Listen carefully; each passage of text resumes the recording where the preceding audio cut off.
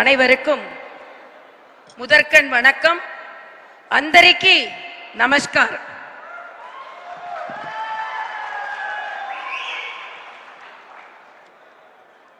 పవన్ కళ్యాణ్ గారు ఆంధ్రప్రదేశ్ ఒక శక్తిగా ఇక్కడికి వచ్చింది.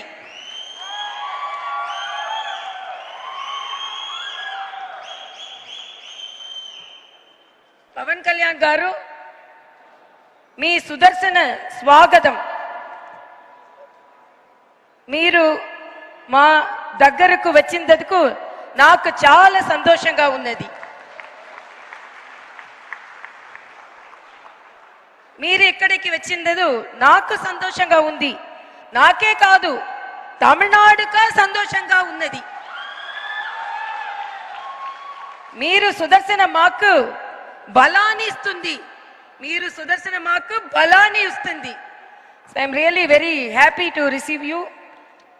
இங்கு கூடியிருக்கும் அனைவருக்கும் முதற்கண் என் வணக்கத்தை தெரிவித்துக் கொள்கிறேன்.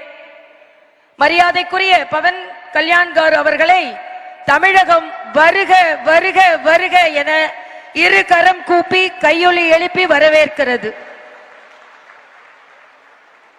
இன்று இவரின் வருகை தமிழகத்தில் ஒரு மிகப்பெரிய மாற்றத்தை ஏற்படுத்த போக இருக்கிறது. தமிழகம் ஆன்மீக பூமி என்பதை இவரின் வருகையினால் நாம் நிரூபிக்க போகிறோம். தமிழகம் என்றுமே ஆன்மீக பூமிதான். இது பெரியாரின் மண் அல்ல, பெரியாழ்வாரின் மண். இது அண்ணாவின் மண் அல்ல, ஆண்டாளின் மண் என்பதை நிரூபிப்பதற்காக பவன் கல்யாண்ஜி அவர்கள் வந்திருக்கிறார்கள். அவர் வந்தவுடனே அவருக்கு மரியாதைக்குரிய அண்ணன் நயினார் நாகேந்திரன் அவர்கள் தலைமையில் இன்று நாம் வேல் கொடுத்தோம்.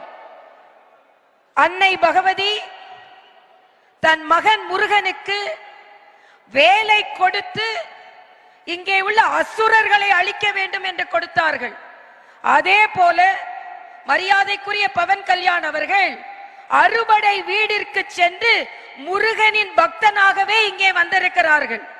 அவர்களின் கையில் வேலை கொடுத்து உங்களின் வேலை ஆந்திராவில் மட்டுமல்ல தமிழகத்திலும் இருக்கிறது என்பதை உறுதி செய்வதற்காக நீங்கள் இங்கே வந்திருக்கிறீர்கள்.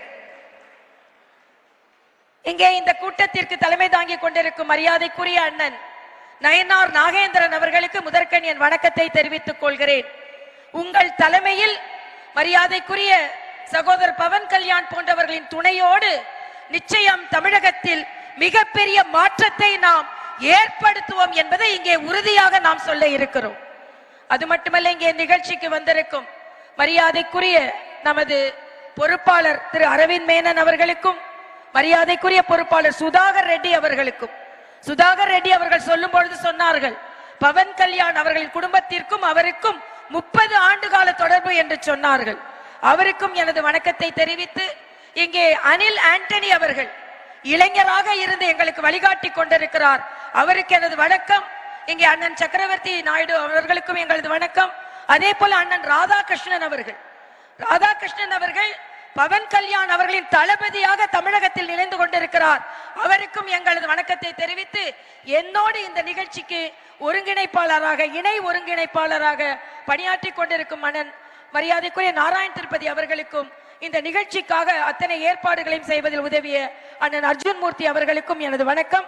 எல்லாவற்றிற்கும் மேலாக திங்கட்கிழமை காலை ஒரு நல்ல நிகழ்வுக்காக இங்கே வந்திருக்கும் உங்கள் ஒவ்வொருவரின் பொற்பாதம் தொட்டு உங்கள் ஒவ்வொருவருக்கும் முதற்கண் என் வணக்கத்தை நான் தெரிவித்துக் கொள்கிறேன். இன்றைய காலகட்டத்தில் ஒரே நாடு ஒரே தேர்தல், இது நம் பாரத பிரதமரின் கனவு. ஏன் ஒரே நாடு ஒரே தேர்தல் நமக்கு வேண்டும் என்றால், இன்றைய காலகட்டத்தில் ஒரு தேர்தல் நடந்தது என்றால் அந்த தேர்தலுக்கு 10,000 கோடி செலவழிக்க வேண்டி இருக்கிறது. கட்சிகள் 7,000 கோடி செலவழிக்க வேண்டி இருக்கிறது. உதாரணத்திற்கு மாநில தேர்தல் என்றால் 1000 கோடி செலவழிக்க வேண்டி இருக்கிறது.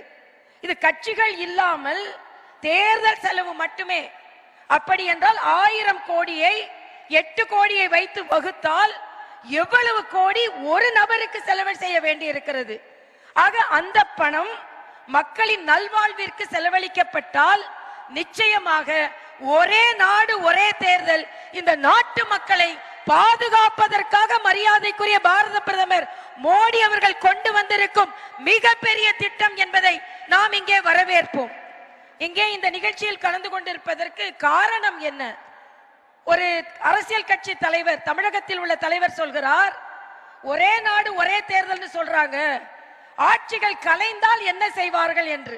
நான் ஒரு டாக்டர், வந்த உடனே நீங்கள் கருவுற்று இருக்கிறீர்கள், ஒரு குழந்தையை பெற்றெடுக்க போகிறீர்கள் என்று சொன்னால், டாக்டர் அபாஷன் ஆயிடுச்சுன்னா என்ன செய்யறது முதல்ல கேட்டா எவ்வளவு கொடுமையோ, அதே போலத்தான் இந்த தேர்தல் முழுமையாக மக்களுக்கு பலன் தர வேண்டும். ஒரு குடும்பம் என்று எடுத்துக்கொள்வோம், ஒரு குடும்பத்திற்கு நாம் இருவர் நமக்கு இருவர்னு சொல்றோம். அடிக்கடி குழந்தை பெற்றால் ஒரு குழந்தைகள் நிதிநிலை எவ்வளவு மோசமாக இருக்குமோ, அதே போல அடிக்கடி தேர்தல் வந்தால் ஒரு நாட்டின் நிதிநிலை மிக மிக மிக மோசமாகிவிடும். அதனால்தான் மக்களுக்கான திட்டங்கள் நல்ல திட்டங்கள் கிடைக்க வேண்டும். இங்கே நான் வைப்பதெல்லாம் வைக்கும் கோரிக்கை என்ன என்றால், தமிழகம் நிச்சயமாக பலன் பெற வேண்டும். தமிழகத்தில் உள்ள மக்கள் நிச்சயமாக பலன் பெற வேண்டும். தமிழகத்தில் உள்ள மக்களின் வாழ்வு தாமரை மலர் போல் மலர வேண்டும் என்ற காரணத்திற்காகத்தான் இன்றைய காலகட்டத்தில் நாம் எல்லாம் இங்கே ஒரே நாடு ஒரே தேர்தல் என்று நாம் நம்மை உறுதி செய்து கொண்டிருக்கிறோம். இங்கே பேசுவதற்கு பல பேர் இருப்பதனால் ஒன்றை மட்டும் சொல்லிக் கொள்கிறேன். நான் மகப்பேறு மருத்துவமனை என்றால் ஒரே வார்த்தையில் சொல்கிறேன், ஒரு குடும்பத்தில் அடிக்கடி குழந்தை பெற்றால் அந்த குடும்பம் எந்த அளவிற்கு செல்வத்தில் தடுமாறுமோ, அதே போல ஒரு நாட்டில் அடிக்கடி தேர்தல் வந்தால் அந்த நாடு நிலை மாறும், தடுமாறும். அதனால் ஆரோக்கியமான குழந்தைகளை பெற்றெடுக்க வேண்டும், நல்ல மக்கள் திட்டங்கள் நமக்கு வர வேண்டும். அதனால் ஒரே நாடு ஒரே தேர்தல் இங்கே வர வேண்டும். ஒரே நாடு ஒரே தேர்தல் வர வேண்டும் என்றால் இங்கே